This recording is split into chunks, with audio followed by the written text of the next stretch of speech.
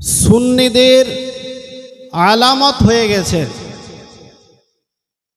আলা হযরত তো অনেক বড় কথা, আলা হযরতের যে গুম্বাদ সেটাও সুন্নিয়াতের চিহ্ন হয়ে গেছে।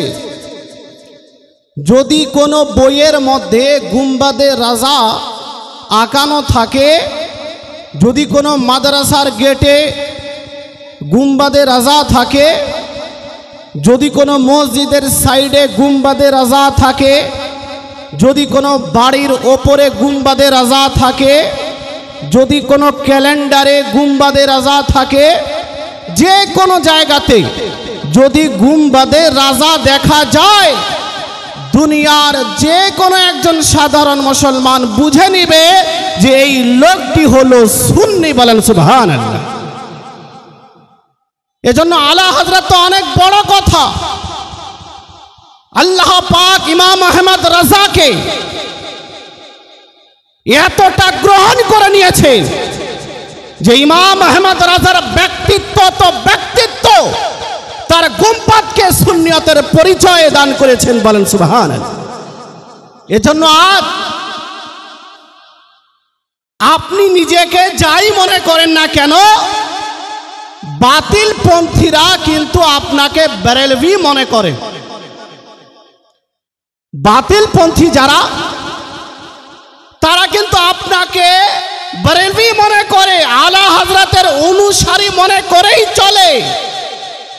যদিও নিজের বগজ ও হাসাদের জন্য আলা হযরতের নাম না নেয়, আলা হযরতকে ইগনোর করে, আলা হযরতের সম্মান শ্রদ্ধা না করে, সাইড করতে চায়, কিন্তু বাতিল পন্থীরা তাকেও বেরেলভি মনে করেই চিনে। ये हकीकत है। এজন্য বর্তমান সময়ে প্রয়োজন আছে আলা হযরত রাদিয়াল্লাহু তাআলা আনহুর যে শিক্ষা সেটাকে ছড়িয়ে দেওয়ার, আলা হযরত রাদিয়াল্লাহু তাআলা আনহুর যে বাণী সেটাকে ছড়িয়ে দেওয়ার। আপনারা এই আলা হযরতের উর্স উপলক্ষে যে জালসার আয়োজন করেছেন, অবশ্যই এটা ইমাম আহমদ রাজার সঙ্গে ইশক, ভালোবাসা এবং আউলিয়ায়ে কেরামের সঙ্গে ভালোবাসা, যার কারণে আজ এই জালসার আয়োজন। আলহামদুলিল্লাহ। আমি আপনাদের বলি, আজ আমরা মখদুম পাককে ভালোবাসি, হুজুর গরিব নওয়াজকে ভালোবাসি, হুজুর গৌসে পাককে ভালোবাসি, হুজুর সিরাজউদ্দিন আখিয়ে পাককে ভালোবাসি, হুজুর আলাউলাদ পাঞ্জাবিকে ভালোবাসি। দুনিয়াতে যত আল্লাহর নেক বান্দা আছেন, যত আল্লাহর মকবুল বান্দা আছেন, যত কামিল ওলি আছেন, সকলকে আমরা নিজের অন্তর থেকে ভালোবাসি, নিজের অন্তর থেকে প্রেম করি, তাদের মহব্বত করি। কিন্তু যদি জিজ্ঞেস করা হয়, মখদুম পাককে আমরা কেউ দেখিনি, গরিব নওয়াজকে কেউ আমরা দেখিনি, গৌসে পাককে আমরা কেউ দেখিনি, আলাউলাদ পাঞ্জাবিকে আমরা কেউ দেখিনি, সিরাজউদ্দিন আনিয়ে পাককে আমরা দেখিনি, আলা হযরতকে আমরা কেউ দেখিনি। তা সত্ত্বেও একজন মানুষ নিজের জীবন থেকেও অনেক সময় আউলিয়ায়ে কেরামকে ভালোবাসে, আউলিয়ায়ে কেরামের কথার উপরে আমল করে। জিজ্ঞেস করা হয় যে এই আল্লাহর ওলির ভালোবাসা, আল্লাহর ওলির মহব্বত একজন ব্যক্তির মধ্যে কিভাবে প্রবেশ করলো, কিভাবে তার অন্তরে ঢুকে গেল? যদি আজ কেউ এই প্রশ্ন আপনাকে করে, তো আপনি এই আয়াত পেশ করবেন। মহান আল্লাহ পাক পবিত্র কোরআনের মধ্যে ইরশাদ করেন, ইন্নাল্লাযীনা আমানু ওয়া আমিলুস সালিহাত, যে সব ব্যক্তিরা ঈমান আনয়ন করেছে, যারা ঈমান এনেছে এবং সৎকর্ম করেছে, অচিরেই আল্লাহ পাক তাদের ভালোবাসা মানুষের অন্তরে ঢুকিয়ে দেবেন। বলেন সুবহানাল্লাহ।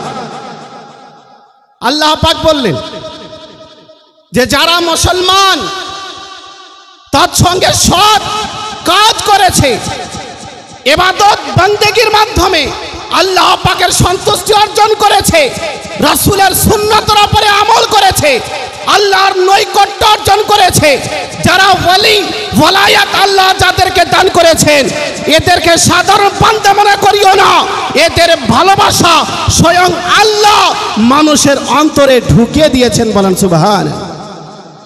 এই আয়াতের ব্যাখ্যায় তাফসীর স্বরূপ একটি হাদিস আপনাদের শোনাই। হাদিসটি বর্ণিত হয়েছে বুখারী শরীফ প্রথম খণ্ড পেজ নম্বর 456 মধ্যে। রাসূল করিম সাল্লাল্লাহু তাআলা আলাইহি ওয়াসাল্লাম বলেন, ইদা আহাব্বাল্লাহুল আবদা, আল্লাহ পাক যখন কোনো বান্দাকে পছন্দ করে নেন, আল্লাহ পাক যখন কোনো বান্দাকে ভালোবাসেন, নাদা জিবরিল আন্নাল্লাহ ইউহিব্বু ফুলানা, আল্লাহ পাক জিবরিলকে আওয়াজ দেন, হে জিবরিল, আমি আল্লাহ আমি অমুক বান্দাকে ভালোবাসি, ফাআহবিবহু, সুতরাং তুমিও ওই বান্দাকে ভালোবাসো। বলেন সুবহানাল্লাহ। ফায়ুহিব্বুহু জিবরিল, হযরতে জিবরিল আলাইহিস সালাম তাকে ভালোবাসতে আরম্ভ করেন। ফায়ুনাদি জিবরিল ফি আহলিস সামা, তারপরে আসমানি জগতে যত ফেরেশতা আছেন, হযরতে জিবরিল ওই ফেরেশতাদের নিকটে আওয়াজ দেন এবং বলেন, ইন্নাল্লাহা ইউহিব্বু ফুলানা ফাহিব্বুহু, হে ফেরেশতারা শোনো, আল্লাহ পাক অমুক বান্দাকে ভালোবাসে, অমুক বান্দাকে পছন্দ করে, সুতরাং তোমরা অমুক বান্দাকে পছন্দ করো, অমুক বান্দাকে ভালোবাসো। ফায়ুহিব্বুহু আহলুস সামা, সুতরাং আসমানি জগতে যত ফেরেশতা রয়েছেন সকলেই ভালোবাসতে আরম্ভ করেন। শুধু ফেরেশতারাই নয়, তারপরে রাসূল করিম বলেন, সুম্মা ইউদাউ লাহুল কাবুল ফিল আরদ, তারপরে এই জমিনে যত মানুষ বসবাস করে, যে কোনো ধর্মের হোক না কেন, সকলের অন্তরে আল্লাহ পাক ওই নেক বান্দার ভালোবাসাকে ঢুকিয়ে দেন। বলেন সুবহানাল্লাহ। এই জন্যই আজ গরিব নামাজের দরবারে যেমন মুসলমানদের দেখতে পাওয়া যায়, অমুসলিমদের দেখতে পাওয়া যায়, মাখদুম পাকের দরবারে মুসলমানদের যেরূপভাবে দেখতে পাওয়া যায়, অমুসলিমদের দেখতে পাওয়া যায়, আলা হযরতের দরবারে মুসলমানদের দেখতে পাওয়া যায়, অমুসলিমদের দেখতে পাওয়া যায়। এর কারণ হলো রাসূল করিম বুখারীর মধ্যে বলেছেন, আল্লাহ পাক যখন কোনো বান্দাকে পছন্দ করে নেন, ভালোবেসে ফেলেন, আল্লাহ পাক ওই নেক বান্দার ভালোবাসা জগৎবাসীর অন্তরে প্রবেশ করিয়ে দেন। বলেন সুবহানাল্লাহ। এজন্য আজ আমরা যে আউলিয়ায়ে কেরামকে ভালোবাসি, তো এটা আল্লাহ পাকের প্রদত্ত নেয়ামত। আল্লাহ পাক আমাদের অন্তরে এই আল্লাহর নেক বান্দাদের ভালোবাসা ঢুকিয়েছেন। আজ যেহেতু আলা হযরত রাদিয়াল্লাহু তাআলা আনকে কেন্দ্র করে এই প্রোগ্রাম, এজন্য মনে করলাম আলা হযরত রাদিয়াল্লাহু তাআলা আন সম্পর্কে আমি কিছু বলবো।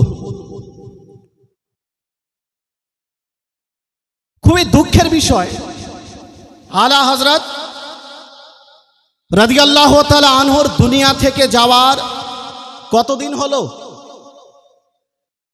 আলা হযরতের ইন্তেকাল হওয়ার কতদিন হলো? হ্যাঁ, আপনারা আমাদের উলামা ইকরাম তো সব জানেন। কততম উরস এটা? 107। 107তম উরস আমরা পালন করছি। কিন্তু দুঃখের বিষয় যে আলা হযরতকে এখনো আমরা ভালোভাবে চিনতে পারিনি, এটা বাস্তব কথা। আলা হযরতের ব্যক্তিত্ব কি, আলা হযরতের জাত কি, আলা হযরত কে ছিলেন, এখনো আমরা আলা হযরতকে সঠিকভাবে চিনতে পারিনি।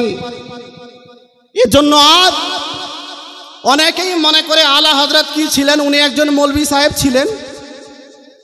আলা হযরত একজন মৌলভী সাহেব ছিলেন, উনি মুস্তাফা জানের রহমত পে লাখো সালাম লিখেছেন, কাফির দেওবন্দীদের উপরে কুফরের ফতোয়া দিয়েছেন, মহিলাদের মাজারে যেতে নিষেধ করেছেন।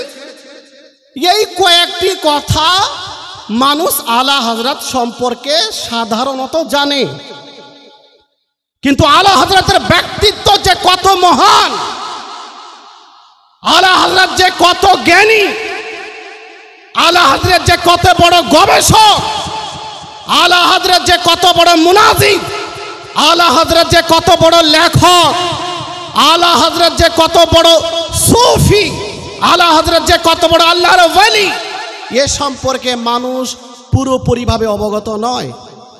যার কারণে আজকাল মানুষ বলছে যে আলা হযরত এমন কে যার জন্য প্রোগ্রাম করার প্রয়োজন, আলা হযরত কে যার চর্চা করার প্রয়োজন, আলা হযরত একজন মৌলভী সাহেব ছিলেন। আরে শোনো, ইমাম আহমদ রাজাকে আজ ইনশাআল্লাহুল আজিজ, সময় তো খুব বেশি না, মোটামুটি 1 ঘন্টা, আলা হযরত এর ব্যক্তিত্বকে নিয়ে যদি আলোচনা করা যায়, প্রত্যেকটি পার্টে কয়েক ঘন্টা সময় লাগবে। আলা হযরতের ব্যক্তিত্ব নিয়ে আলোচনা করার জন্য আলাদা আলাদা পার্ট আছে। আলা হযরতের ইলম, এটা একটি আলাদা পার্ট। আলা হযরত কত বড় আবিদ ছিলেন, আলা হযরত কত বড় খোদা ভীরু ছিলেন, আলা হযরত নিজের পিতা মাতার সম্মান শ্রদ্ধা কিভাবে করতেন, নিজের পীর ও মুর্শিদের সম্মান শ্রদ্ধা কিভাবে করতেন, হাজার হাজার অংশ আলা হযরতকে নিয়ে আলোচনা করার আছে। আমি তার মধ্যে কয়েকটি বিষয় ইনশাআল্লাহুল আজিজ আলোচনা করব। সর্বপ্রথম কোরআন থেকে যে আয়াতে কারিমা তেলাওয়াত করেছি, আল্লাহ পাক বলেন, যাকে হিকমত প্রদান করা হয়েছে তাকে প্রচুর কল্যাণ প্রদান করা হয়েছে। হিকমত, মনোযোগ দিবেন, আল্লাহ পাক বললেন যাকে হিকমত প্রদান করা হয়েছে তাকে প্রচুর কল্যাণ দেওয়া হয়েছে। হিকমত মানে কি? তাফসিরে মাদারিকের মধ্যে হিকমতের কয়েকটি ব্যাখ্যা করা হয়েছে। হিকমত বলতে কোরআনকে বোঝানো হয়েছে, দ্বিতীয় হিকমত বলতে হাদিসকে বোঝানো হয়েছে, তৃতীয় হিকমত বলতে ইলমে ফিকহকে বোঝানো হয়েছে, কেউ কেউ নবুয়াতকে বুঝিয়েছেন। তো এটা তো আমাদের নবী পর্যন্ত শেষ নবুয়াত, তারপরে আর নেই। কিন্তু কোরআনের মধ্যে দক্ষতা, হাদিসের মধ্যে দক্ষতা, ফিকহ শাস্ত্রের মধ্যে দক্ষতা, এটা কিয়ামত পর্যন্ত জারি থাকবে। আমি বলতে চাই যে এই হিকমত ব্যাপারে আল্লাহ পাক কোরআনের মধ্যে বললেন, যাকে হিকমত প্রদান করা হয়েছে তথা কোরআনের গভীর জ্ঞান দান করা হয়েছে, হাদিসের গভীর জ্ঞান দান করা হয়েছে, ফিকহ শাস্ত্রের গভীর জ্ঞান দান করা হয়েছে, এই রকম ব্যক্তিকে আল্লাহ পাক প্রচুর কল্যাণ দান করেছেন। বলেন সুবহানাল্লাহ। এবার আমি দেখব যে আলা হযরত ইলমুল কোরআনে কত বড় পারদর্শী ছিলেন, কত মাহির ছিলেন, কোরআন সম্পর্কে উনার কতটা জ্ঞান ছিল। কয়েকটি বিষয়, ইলমুল কোরআন, ইলমুল হাদিস, ইলমুল ফিকহ এবং সায়েন্সে আলা হযরত রাদিয়াল্লাহু তাআলা আনহুর কত দক্ষতা ছিল। আমি চাইলে বিভিন্ন বিষয়ে কিন্তু কথা বলতে পারবো, আলহামদুলিল্লাহ এক্সপেরিয়েন্স আমার আছে। কিন্তু আজ আমি চাই যে আলা হযরতের পরিচয় আপনাদের সামনে একটু তুলে ধরার চেষ্টা করি, কেননা আলা হযরতকে এখনো আমরা ভালোভাবে জানি না যে আলা হযরতের ব্যক্তিত্ব কি। এজন্য আলা হযরতের সম্পর্কে কিছু গুরুত্বপূর্ণ কথা, ইলমুল কোরআন সম্পর্কে আলা হযরতের কত জ্ঞান ছিল, এই কোরআনে আলা হযরত কত মাহির ছিলেন আপনাদেরকে শোনাই। তার পূর্বে একবার আসুন সকলে মিলে রাসূলে করিম সাল্লাল্লাহু তাআলা আলাইহি ওয়াসাল্লামের উপরে ভক্তি ভরে মহব্বতের সঙ্গে দুরূদ পাঠ করি, এই উদ্দেশ্যে যে রাসূলে করিম সাল্লাল্লাহু আলাইহি ওয়াসাল্লাম পবিত্র হাদিস শরীফের মধ্যে বলেন, মান সাল্লা আলাইয়া সালাতান ওয়াহিদা সাল্লাল্লাহু আলাইহি আশারা সালাওয়াত, যে ব্যক্তি আমার উপরে একবার দুরূদ পাঠ করে আল্লাহ পাক তার উপরে 10টি রহমত অবতীর্ণ করেন। বলেন সুবহানাল্লাহ। একবার দুরূদ পাঠ করলে 10টি রহমত। তারপরে নবী সাল্লাল্লাহু আলাইহি ওয়াসাল্লাম বললেন, হুত্তাত আনহু আশারু দারাজাত, তার 10টি গুনাহকে ক্ষমা করে দেওয়া হবে। ওয়া রুফিআত লাহু আশারু দারাজাত, এবং তার সঙ্গে তার 10টি মর্যাদা আল্লাহ পাক বৃদ্ধি করে দেবেন। বলেন সুবহানাল্লাহ। এজন্য রাসূলে কারীমের মহব্বত ভালোবাসা অন্তরে রেখে উচ্চ স্বরে দুরূদ পাঠ করি, পড়ুন আল্লাহুম্মা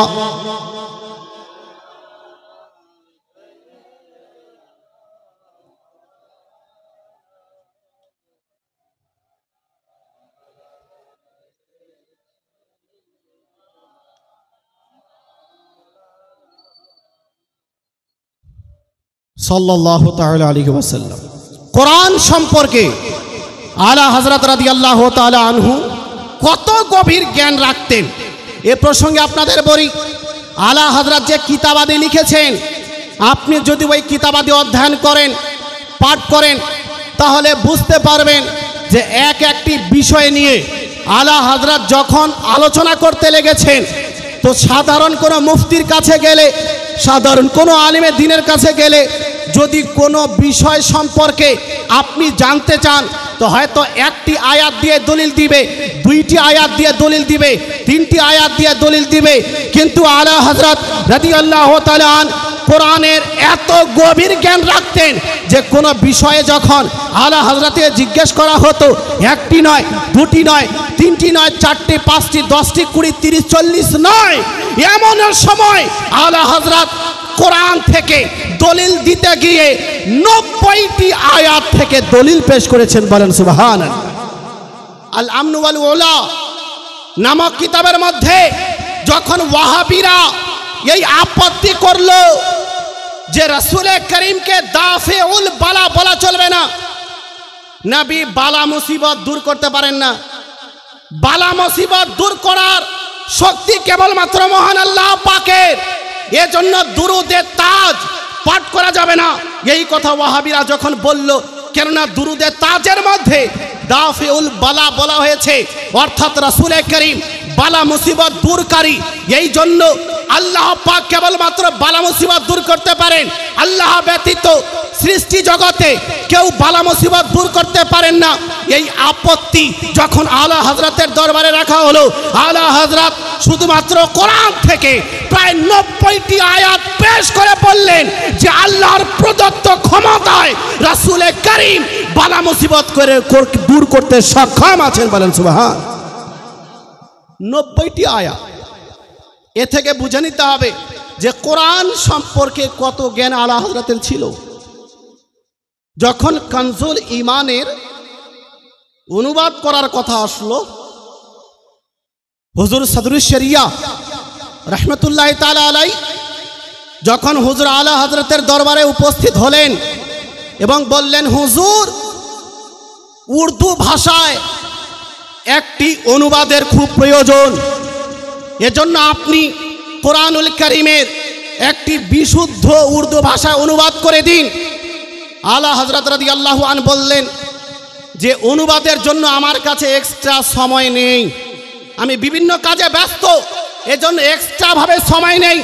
তবে হ্যাঁ, যদি তুমি চাও যে এর অনুবাদ হয়ে যাক, তাহলে রাত্রিবেলা যখন আমি ঘুমাতে যাব ওই সময় আমার কাছে চলে আসবে, দুপুরবেলা খাবার পরে যখন আমি একটু রেস্ট নিব ওই সময় আমার কাছে চলে আসবে, ইনশাআল্লাহুল আজিজ আমি অনুবাদ করিয়ে দেব। কোরআন সম্পর্কে আলা হযরতের কত গভীর জ্ঞান ছিল, এ থেকে অনুমান করতে পারেন যে হুজুর সদরুশ শরিয়া কোরআন শরীফ নিয়ে উপস্থিত হতেন, একদিক থেকে আয়াত তেলাওয়াত করতেন, আলা হযরত সঙ্গে সঙ্গে কোরআনুল কারীমের ওই আয়াত সমূহের অনুবাদ করে দিতেন। বলেন সুবহানাল্লাহ।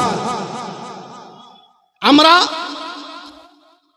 যদি আরবি ভাষায় কোনো কিতাবের অনুবাদ করি, তো অনেক সময় ডিকশনারি নিয়ে বসি, লুগাত নিয়ে বসি, বিভিন্ন কিতাবাতে নিয়ে বসি, অনুবাদ করতে হবে, অনুবাদ যেন বিশুদ্ধ হয়। কিন্তু আলা হযরত এত গভীর জ্ঞানের মালিক ছিলেন যে কোরআনের আপনার অনুবাদ করছেন কোন লুগাতকে সামনে রেখে নয়, কোন অভিধানকে সামনে রেখে নয়, কোন ডিকশনারিকে সামনে রেখে নয়, কোন তাফসীরের কিতাবকে সামনে রেখে নয়, নরমাল অবস্থায় আলা হযরত যেমন থাকতেন তদ্রূপ নরমাল অবস্থায় কানজুল ঈমান অনুবাদ আকারে আমাদেরকে দান করেছেন। বলেন সুবহানাল্লাহ। কত গভীর জ্ঞানের মালিক হলে এত বড় কাজ করা সম্ভব হয়।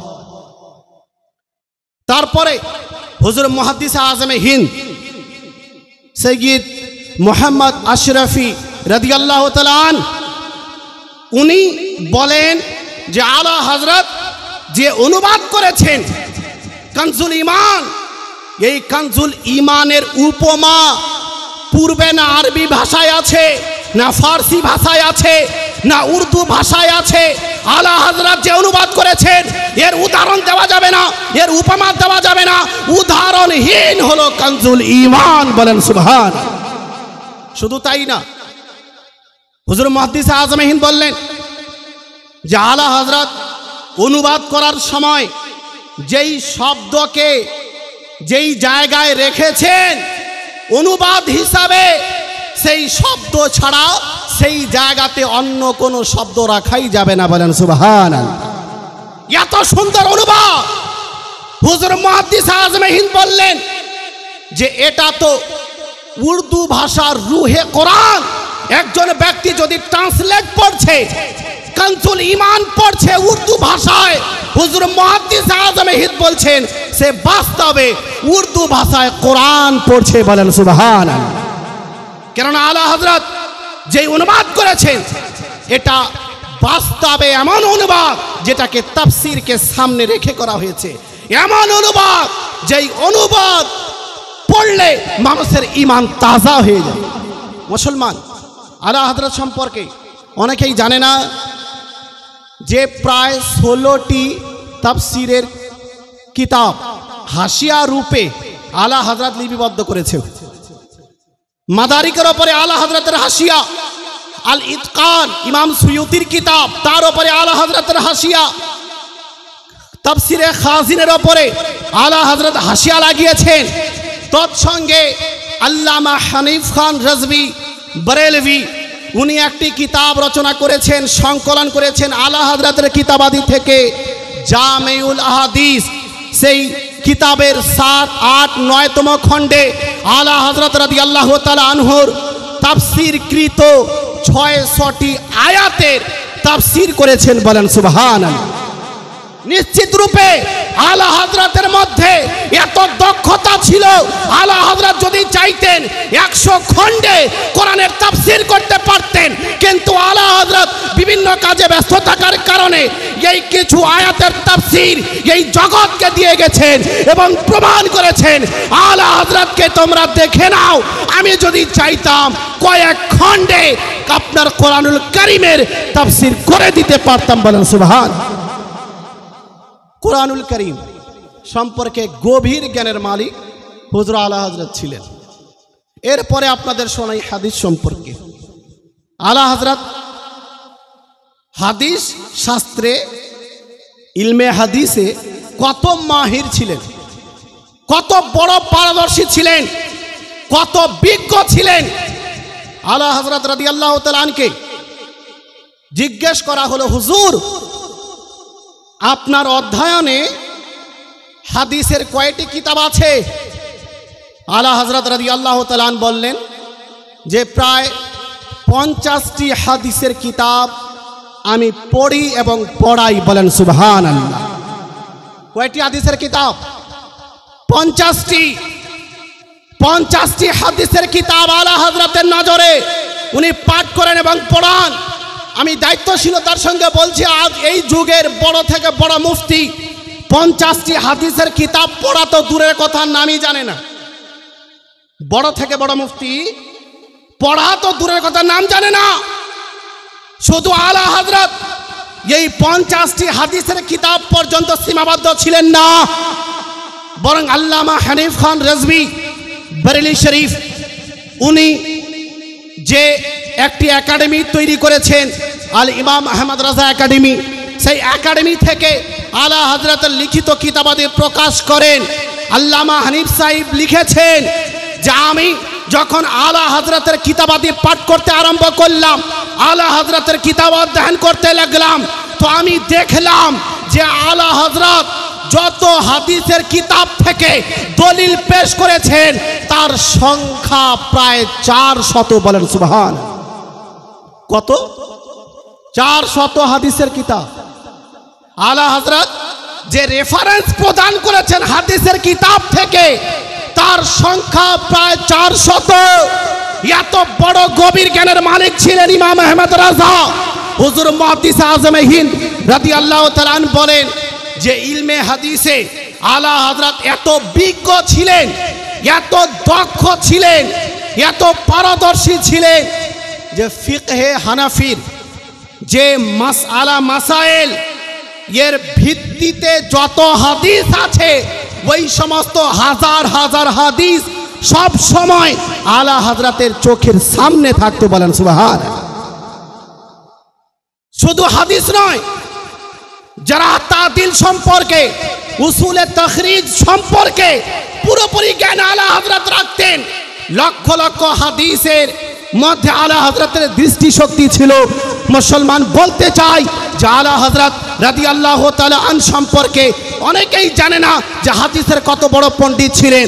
উনি সিহাহে সিত্তার ওপরে হাসিয়া লিখেছেন, আবু দাউদ ব্যতীত।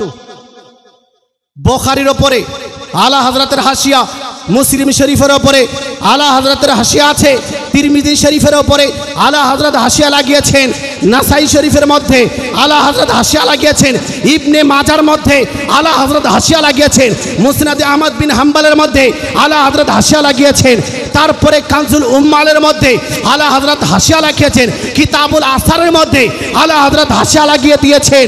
এই সমস্ত কিতাব সহ আরো একাধিক কিতাবের মধ্যে আলা হযরত আরবি ভাষায় হাসিয়া লিখেছেন। এ থেকে বোঝা দরকার, এ থেকে অনুমান করা উচিত যে ইলমে হাদিসে আলা হযরত কত বড় মাহির ছিলেন, কত বড় পারদর্শী ছিলেন। বলেন সুবহান। ইলমে হাদিস সম্পর্কে যদি বলা যায় আরো অনেক বলা যাবে, কিন্তু আপনাদের আমি আজ শুধুমাত্র বোঝাচ্ছি ভালোভাবে যে আলা হযরতকে ছোট মোটো কোনো মৌলবি মনে করিয়েন না। আলা হযরতের দক্ষতা সম্পর্কে হুজুর সদরুল্লাহ ফাজিল রহমতুল্লাহ তাআলা আলাইহি বলেন যে ইমাম আহমদ রাজা যুগের শ্রেষ্ঠ ফকিহ ছিলেন, এমন একজন ফকিহ যার নিকটে বিশ্ব থেকে প্রশ্ন আসতো এবং আলা হযরত ওই সমস্ত প্রশ্নের জবাব দিতেন। বলেন সুবহানাল্লাহ। কেউ মনে করে যে আলা হযরতের প্রচার আলা হযরতের যুগে ছিল না, আলা হযরত নিজের যুগে পরিচিত হননি, আলা হযরত নিজের যুগে প্রসিদ্ধ ছিলেন না। কিন্তু আমি বলতে চাই যে হুজুর আলা হযরত ফাতাওয়া রাজাবিয়ার মধ্যে নিজে লিখেছেন যে অধমের কাছে ভারতবর্ষ, তখন পাকিস্তানও ছিল, বাংলাদেশে ছিল। আলা হযরত বলেন যে অধমের নিকটে পাকিস্তান সহ বাংলাদেশ সহ যে অখণ্ড ভারত, এই অখণ্ড ভারত থেকে ইস্তিফতা আছে, প্রশ্ন আছে। তৎসঙ্গে ভারতের যে নিকটবর্তী দেশ চীন, সেই চীন থেকে আমার কাছে প্রশ্ন আছে, এমনকি আমেরিকা, আফ্রিকা থেকে প্রশ্ন আছে। শুধু তাই না, রাসূলে কারীমের পছন্দনীয় শহর মক্কাতুল মুকাররমা, মদিনাতুল মুনাওয়ারা থেকে আমার কাছে প্রশ্ন আছে। আর এত বেশি প্রশ্ন আমার নিকটে আছে যে এক এক সময়ে 500 প্রশ্ন জমা হয়ে যায়। বলেন সুবহান। কত প্রশ্ন? 500।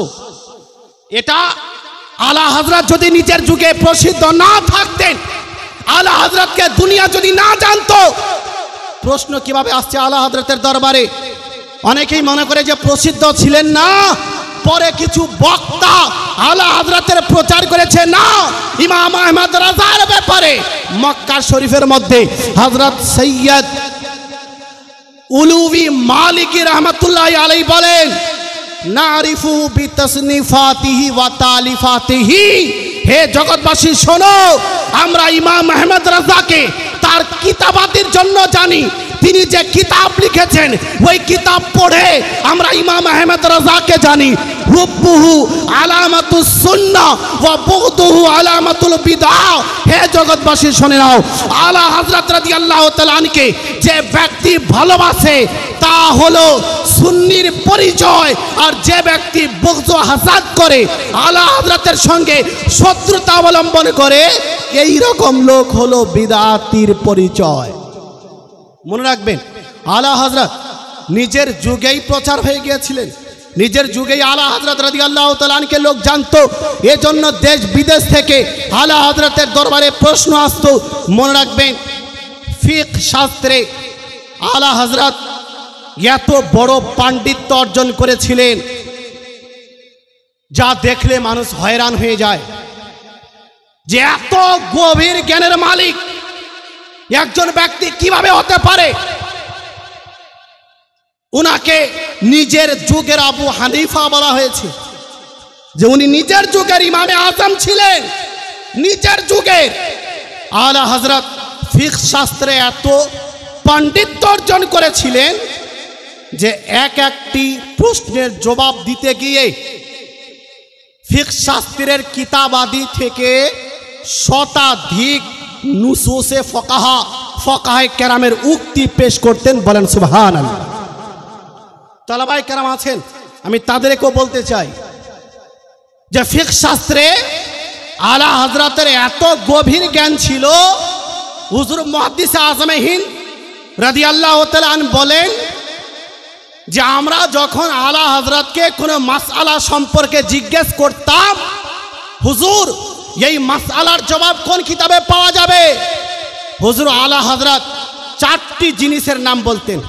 চারটি জিনিস বলতে প্রথমত কিতাবের নাম বলতেন, যে ওই মাসআলা কোন কিতাবের মধ্যে আছে, তারপরে কত নম্বর পৃষ্ঠায় আছে, তারপরে কত নম্বর লাইনে আছে এবং কি ইবারত আছে, ইবারত সহ লাইন সহ পৃষ্ঠা সহ আলা হযরত দলিল দিয়ে দিতেন। বলেন সুবহান। রাদ্দুল মুহতার থেকে, আলমগিরি থেকে, আল মাবসুত থেকে, এই রকম কিতাবাদি থেকে আলা হযরত শুধু নাম নিতেন না, বরং পৃষ্ঠার নাম বলে দিতেন। কত বড় গভীর জ্ঞানের মালিক হলে এত বিজ্ঞ হতে পারে। হুজুর মুহাদ্দিস আজমে হিন্দ বলেন যে আমি জেনে শুনে অনেক সময় ট্রাই করতাম, জেনে শুনে আমি চেক করতাম আলা হযরতকে, যে উনার এত বোধ শক্তি, এত মুখস্থ বিদ্যা, যে কোনো সময় তো মিস্টেক হবে, কোনো জায়গাতে পৃষ্ঠায় মিস্টেক হবে, এবারতে মিস্টেক হবে, কোথাও তো হবে। আমি জেনে শুনে প্রয়োজন না পড়ার পরেও আলা হযরতের দরবারে গিয়ে জিজ্ঞেস করতাম, হুজুর এই মাসআলা কোথায় পাবো। সঙ্গে সঙ্গে আলা হযরতের কিতাবের নাম বলতেন, পৃষ্ঠা নম্বর বলতেন, লাইন নম্বর বলতেন, আরবি এবারত পড়ে বলে দিতেন। বাস্তবে আপনার কি বলে ঠিক মিলে যেত পরক্ষণে।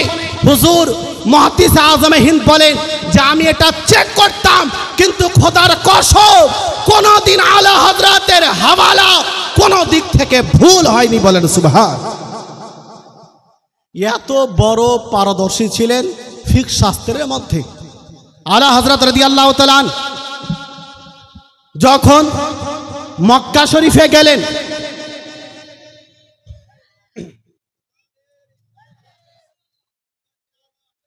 জিন্দাবাদ,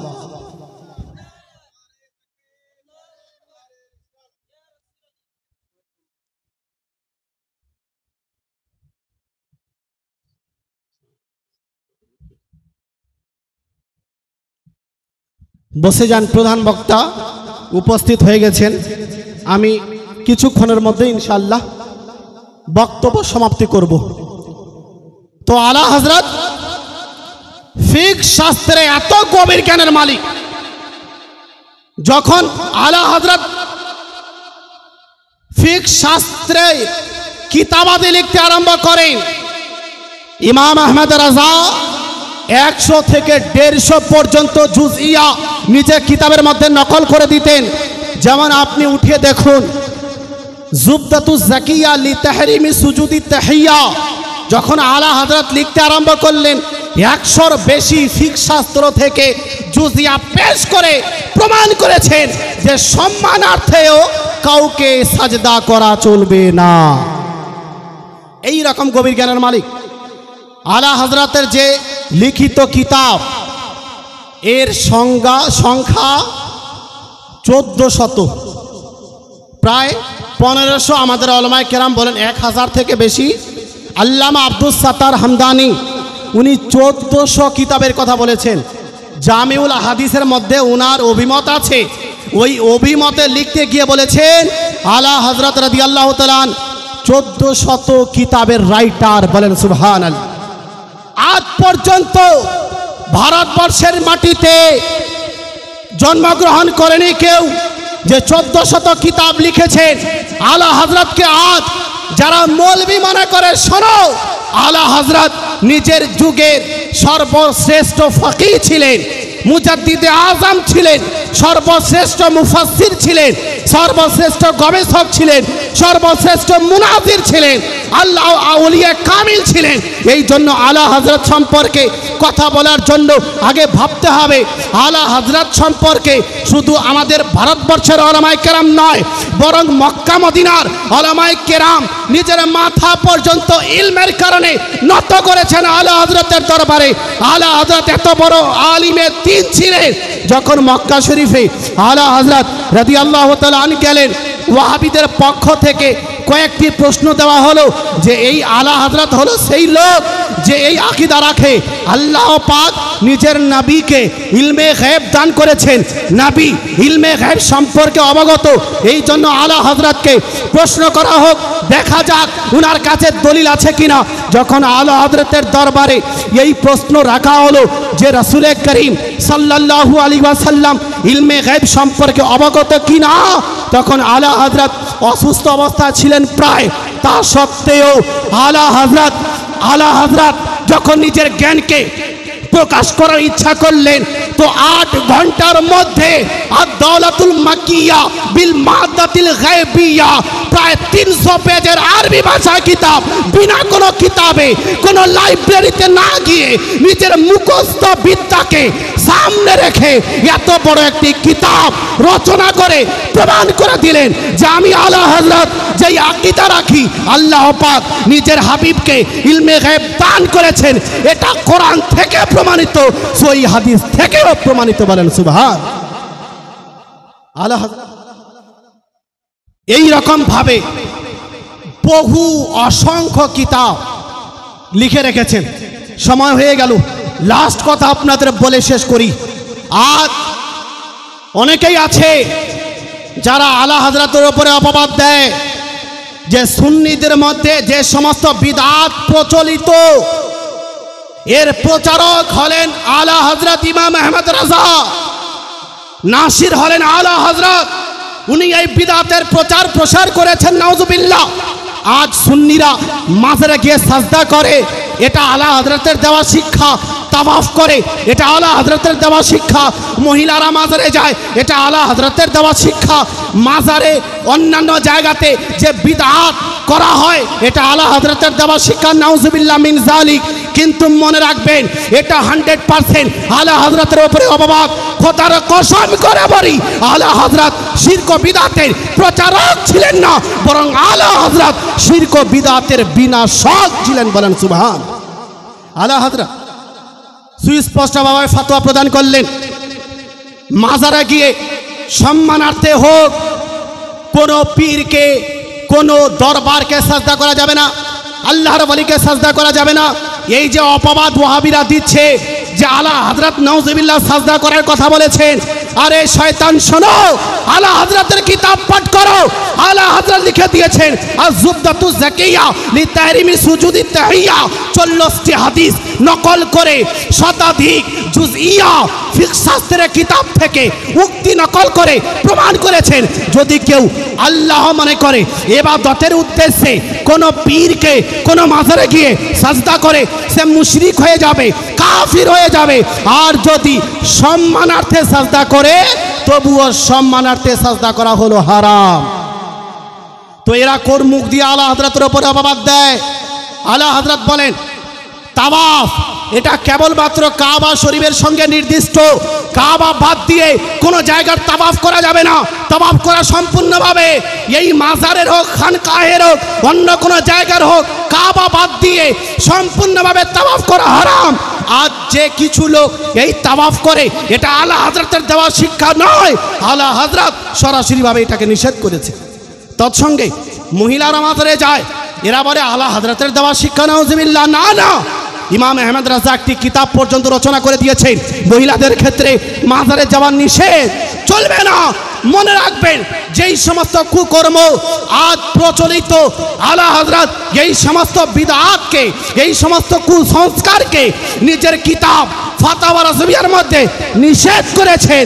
যদি কেউ করে সেটা তার পার্সোনাল ভুল, আলা হযরতের ওপরে এই রকম আরোপ করা চলবে না। এজন্য মুসলমান, আলা হযরত সম্পর্কে বহু বলার আছে। উনি শুধু আলিম ছিলেন না, বিশাল বড় বৈজ্ঞানিক ছিলেন। কি মনে করেন? সময় হয়ে গেছে, আমি বাড়াচ্ছি না। লাস্ট কথা, আলা হযরত বিশাল বড় সায়েন্টিস্ট ছিলেন, বিশাল বড় বৈজ্ঞানিক ছিলেন। অনেকেই হয়তো জানে না, শুধু বৈজ্ঞানিক উনি ছিলেন না, বরং এর ওপরে আলা হযরতের কিতাবও আছে। ফজে মুবিন দার রদ্দ হরকতে জমিন, আলা হযরত কিতাব পর্যন্ত রচনা করেছেন। আপনার কেউ বলে মঈনুল মুবিন কিতাব রচনা করেছেন এবং প্রমাণ করে দিয়েছেন যে বৈজ্ঞানিকরা যেই ধারণা সমাজের মধ্যে প্রচার করেছে যে সূর্য নিজের জায়গায় স্থির আছে, এই পৃথিবী, যেই জমিন চারদিকে ঘোরাফেরা করে না, আলা হযরত জ্যোতির্বিদ্যার মাধ্যমে প্রমাণ করেছেন পৃথিবী, এই জমিন, এই আসমান নিজ জায়গাতে স্থির আছে, আর সূর্য নক্ষত্র নিজ কক্ষপথে ঘোরাঘুরি করছে। শুধু কোরআনের আয়াত দিয়েই না, জ্যোতির্বিদ্যার মাধ্যমে আলা হযরত প্রমাণ করেছেন। আজ পর্যন্ত কেউ তার খণ্ডন করতে পারেনি, আর কিয়ামত পর্যন্ত কেউ সেই কিতাবের খণ্ডন করতে পারবে না। এজন্য আলা হযরতকে যেমন তেমন ব্যক্তিত্ব মনে করিয়েন না, উনি ওলিয়ে কামিল ছিলেন। অনেক পয়েন্ট বলার আছে, ঘন্টার ঘন্টা সময় লাগবে আলা হযরতের উপরে বলার জন্য। আল্লাহ পাক আমাদের উপরে কৃপা করেছেন যে আমরা আলা হযরতকে ভালোবাসি, আলা হযরতকে মহব্বত করি, তার অনুকরণ করি। ভাই বলতে চাই যে আলা হযরতের জন্য প্রোগ্রাম করলাম, শুনে নিলাম, ওনার ব্যক্তিত্ব সম্পর্কে অবগত হলাম। এতদূর পর্যন্ত আমাদের সীমাবদ্ধ থাকলে হবে না।